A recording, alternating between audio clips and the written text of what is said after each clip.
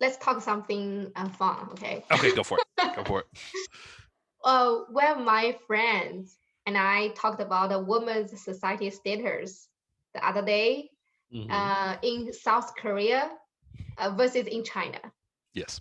It would be very interesting to learn women's society status in United States from a man's perspective. So would you like to talk about a woman's society status in your house? Like who does the housework the most and who is the boss? Well, that's all the time I have for you, Fong. I'm just kidding. No. So I would say first, I love my wife. In my opinion, I feel that I do most of the housework. So cleaning, the laundry, the yard and stuff like that. I do most of it. She does help. She does do the dishes. She does help cook. She does these things. When it comes to who's the boss in the house, it's both of us. There's no question about that. We are a household. She is my partner. She is my confidant. She's my right hand as I am to her left. It's one of these things that we work together and we coincide together very well. And she go ahead. Sorry to interrupt. You're good. Do you say these things because you are on record? No, and she's not right here or anything, like holding a bat. No, I promise. No, this is how I really feel. This is how I really feel. All right. I'm actually home alone, so she's not. She doesn't. Just kidding. No, it's okay. She's holding the camera and she's saying she's looking at me. No, I'm just kidding. No, and I honestly believe that. I really do. I really believe. She is a partner. She works at a hospital. She's a social worker, again, with people. For her, COVID has been a different world. She goes to work every day. She goes out and it's safe and everything, but she interacts with people and then she comes home. She has an hour drive. She has an hour to work.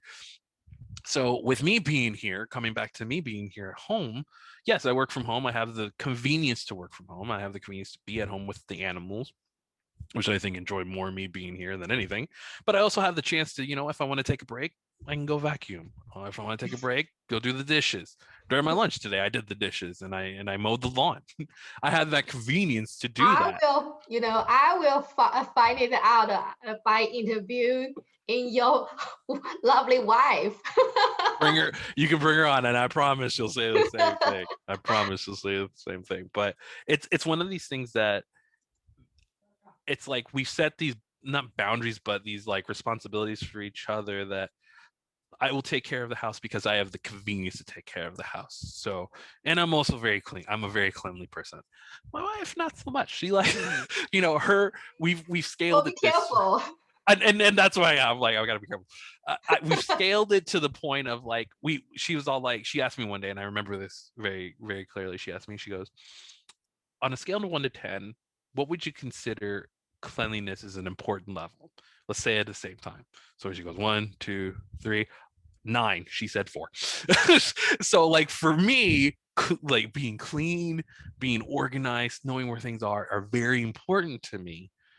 For her, it's not on, as high. And that's fine. We've realized, we meet in the middle. I'm like, okay, so the dishes can sit in the sink for a day or two.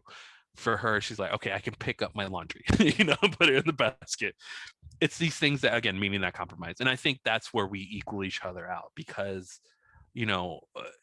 it's not one person dictating, oh, we need to do this, we need to do that. We're going to do this, we're going to do that. We talk about it. And I feel like that communication, it's I think it works for both of us. It doesn't work for everyone, but it works for both of us. And I like that. So in reverse, what about you? I want to know how that goes for you. I'm the boss. You're the boss. Yes, I'm the boss. Nice. And I don't do housework. Oh. Women's society status in China is the highest on this planet.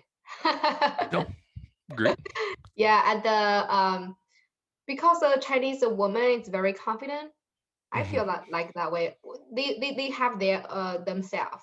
We have our own identity. We know we want to go to work and compete with men. We are as good as them, if not better, and we, even after we have children, we still want to keep the place in our career, have our career place, just be ourselves. In our house, it's very clear, I will never do the housework. I don't cook. I don't want to use my elegant hands to.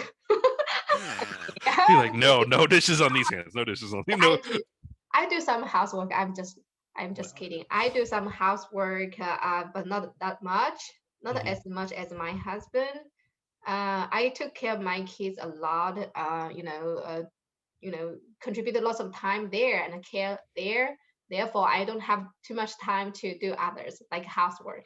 So we have kind of like have our own area or something to take care. Not necessarily like do housework. But in terms of the boss, I would say I'm kind of the boss. And I can do whatever I want. It's if not against the law. Right. Right. It's not against the law to do what you feel that you need to do, and there's nothing wrong with that. And I think that's great. Again, the dynamic of different people just works differently. And then in some of the culture, the wife cannot have different opinion from their husband. And cannot do something like yelling. So we have the 100% of freedom as men has. We can do whatever we want, and we have our voice. In other words, and that is true. And looking back, and even in United States, even the 1950s, that doesn't seem like it's a long time ago, but again, it is. It was that commercialized of men go to work, women stay at home, clean, make sure everything's perfectly tidy. And I'm like, I feel like that was such a jaded time where it was very one-sided, male-dominated kind of world where equality is needed. That especially for women, or equality, or even surpass. Women deserve the same equal rights as anyone else. So I find that I'm very interesting about the student loan in United States, because it's extremely expensive to go to college. Do you mind to share some of your thoughts there? Yes, absolutely. I think back in the time when I was at school, it was very like, here's money, here, just take it. You pay us back later. Don't worry about it. You can pay us back later for that piece of paper you'll get.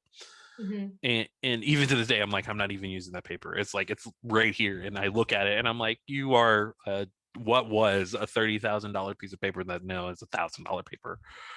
And for my wife, it's the same thing. She uses it for her degrees. She has her master's and she uses it for her job.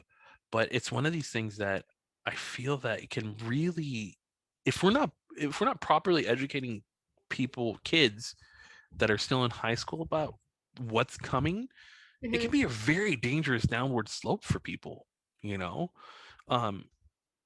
I think we're at a process where we should be able to say, hey, we need to educate these high schoolers that are about to venture on their world of what they're going to do in the world, of what student loans are about, and either start saving now or start saving later. Start thinking ahead about this stuff instead of saying, I'm just going to take a student loan. I've seen now that student loans are going in the 60,000s, 70,000s just for a couple of years, and I'm like, that's just a scary thought to have that looming over your head for the future. Yeah. It's a scary numbers. They are. Yeah. So, what's your thought in terms of parents pay for kids' tuition for college? If they have the financial support and they can, and it's not going to break them in their bank, I say yes. Now, I feel that, again, going back to the education of high schoolers, there are grants, there are other scholarships that students can do that are neglected. These colleges need these these kids to do just a little extra bit to help. That's how my sister got through her schooling of nursing. Hers was up in about the 80,000s, and she finally got hers paid off. But a lot of her nursing financial part was done by scholarships and grants, by filling out essays, by doing bare minimum things. They would give her thousands of dollars. And I think if, again, my father made enough money to pay me through school, but he didn't, and I'm glad he didn't, because it made me learn the importance of saving a dollar and everything else. Would I have been appreciative if he did? Probably. Yes, I would. But I feel like I got more out of it because I put the work in, because I knew I was, paying it out of my own pocket. I was paying, I was working at the time when I was going to college. I was doing my thing of trying to be an adult and go through that hardship of doing that, and it made me grow as a person. But I feel if a parent is financially stable and is able to cover their children's tuition, I don't see anything wrong with that.